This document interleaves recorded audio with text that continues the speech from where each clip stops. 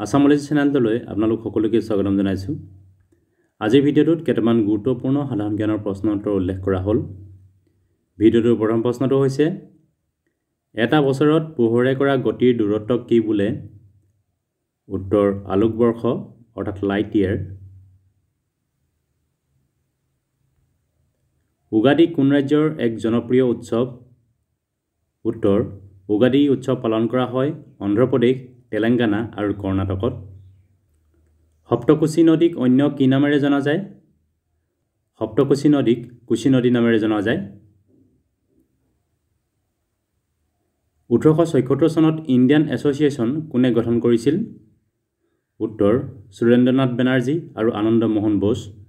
Indian এছ'চিয়েশ্যনক Indian National Association বুলিও জনা যায়। ব্যৱসায়ৰ লগত জড়িত TQMৰ সম্পূৰ্ণ অৰ্থ কি? উত্তৰ TQMৰ ফুল ফৰ্ম হ'ল টোটেল কোৱালিটি মেনেজমেণ্ট। নুৰ চুলতান কোনখন ৰাজধানীৰ পূৰ্বৰ নাম আছিল? উত্তৰ আস্তানা। আস্তানা হৈছে কাজাখস্তানৰ ৰাজধানী। কাৰ্টোগ্ৰাফী কি বিষয়ৰ অধ্যয়নৰ লগত জড়িত? উত্তৰ মানচিত্ৰ প্ৰস্তুত আৰু ব্যৱহাৰ।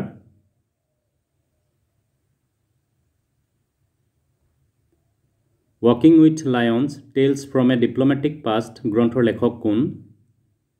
উত্তৰ কে নটৱাৰ সিং। কৈলাশ সত্যাৰ্থী কোনটো আন্দোলনৰ লগত জড়িত? উত্তৰ বচপন বচাও আন্দোলন। কৈলাশ সত্যাৰ্থীয়ে 2014 চনত নোবেল শান্তি বঁটা লাভ কৰিছিল। মাতৃ দিৱস কেতিয়া পালন কৰা হয়? উত্তৰ মাতৃ দিৱস প্ৰত্যেক বছৰে মে' মাহৰ দ্বিতীয় দেওবাৰত পালন কৰা হয়। নাছিম অল বাহৰ কোন দুখন দেশৰ মাজত হোৱা এক নৌসেনা অনুশীলন অৰ্থাৎ নেভেল এক্সাৰচাইজ? উত্তৰ ভাৰত আৰু ওমান। গোল্ডেন পেন ফ্ৰীডম বঁটা কি ক্ষেত্ৰত প্ৰদান কৰা হয়? উত্তৰ সাংবাদিকতা অৰ্থাৎ জাৰ্ণালিজিম। ইউৰোপ মহাদেশৰ আটাইতকৈ দীঘল নদীখনৰ নাম কি? উত্তৰ ভলগা নদী। সমুদ্ৰগুপ্তৰ পিতৃৰ নাম কি আছিল? সমুদ্ৰগুপ্তৰ পিতৃৰ নাম আছিল চন্দ্ৰগুপ্ত প্ৰথম। মহাকুম্ভ মেলা কোনখন ৰাজ্যত আয়োজন কৰা হৈছে? উত্তৰ উত্তৰ প্ৰদেশ। ভাৰতৰ ৰাজহুৱা খণ্ডৰ প্ৰথমটো তেল শোধনাগাৰ অৰ্থাৎ অইল ৰিফাইনাৰী কোন ঠাইত আছে?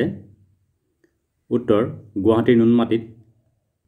এইকেইটাই আছিল কেইটামান গুৰুত্বপূৰ্ণ জিকে। ভিডিঅ'টো চোৱাৰ বাবে ধন্যবাদ। যদি ভিডিঅ'টো ভাল লাগিলে লাইক কৰিবলৈ লগতে চেনেলটো ছাবস্ক্ৰাইব কৰি ল'বলৈ অনুৰোধ জনালোঁ। ধন্যবাদ।